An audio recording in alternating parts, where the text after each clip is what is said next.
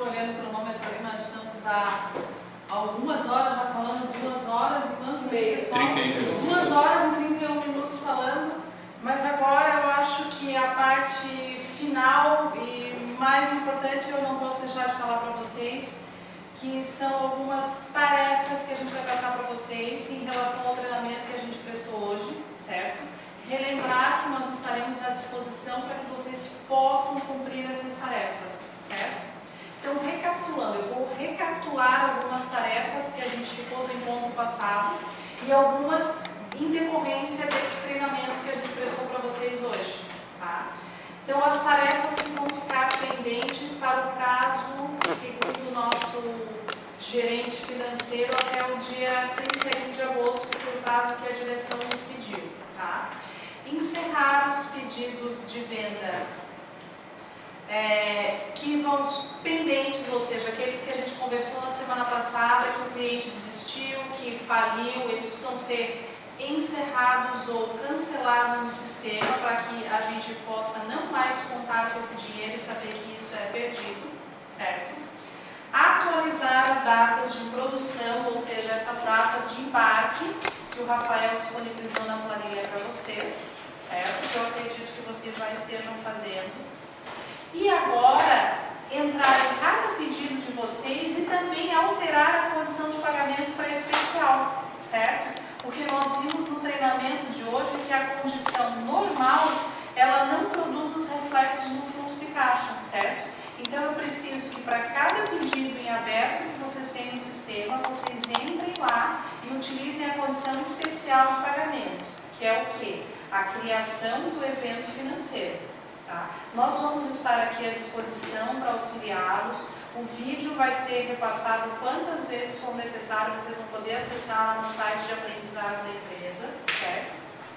Outra coisa que a gente vai precisar, revisar os cadastros, tá? Os cadastros que já existem, daí isso a gente vai combinar com vocês para uma outra data, que daí o Vitor deve combinar com a Simone e você, Samuel, deve combinar com a Elaine para a gente revisar e fazer uma padronização em todos os cadastros da empresa. Existem cadastros de clientes em duplicidade, às vezes a gente cadastra um cliente, que foi o que a Fernanda falou, a gente não busca pelo CNPJ, certo? E insere, exemplo disso, se a gente pesquisar lá, a fantasia vai estar escrito Prefeitura Municipal de Florianópolis. Uma outra prefeitura vai estar escrito Prefeitura do município de Florianópolis. Então nós precisamos padronar que prefeitura vai se chamar Prefeitura Municipal de Florianópolis e não Prefeitura do município de Florianópolis, tá? Esse é um trabalho a longo prazo que a gente vai precisar muito, daí acho que não dos vendedores, mas sim das assistentes. No caso, estou olhando para a dona Simone e façam de conta que eu estou olhando para a Elaine. Tá? E isso nos cadastros que já existem. Os cadastros novos, nós vamos buscar essa padronização que já existe, ok? Vocês estão me ouvindo, pessoal? Ouvimos sim. Ah, então tá, pensei que já tinham fugido todos aí depois das tarefas. Você pode estar conversando com a Rony e o time. Ah, tá, não precisam ficar tímidos, tá? Brincadeiras à parte, tá?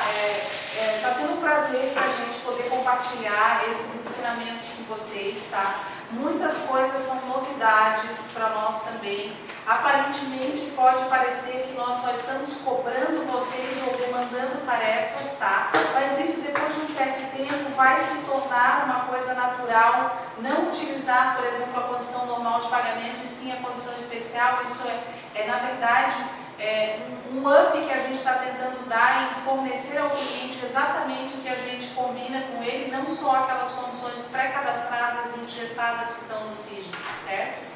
E as novidades que a gente tem é justamente que a ficha cadastral do cliente vai ser necessário fazer todas essas checagens que estão nesses links úteis que vocês estão vendo aí, ou seja, vai precisar consultar o CNPJ nesse site, vai precisar consultar a inscrição estadual naquele site do Sintegra, vai precisar consultar se o cliente faz parte da área da SUFAMA, que são os estados, alguns estados do norte e nordeste da Zona Franca de Manaus, e justamente pelos poucos envios que a gente teve para essas regiões do país, o ICMS a gente paga multa. Várias vezes nós tivemos equipamentos apreendidos em fronteira entre estados por conta desse diferencial de alíquota por a gente não ter constado a SUFRAMA.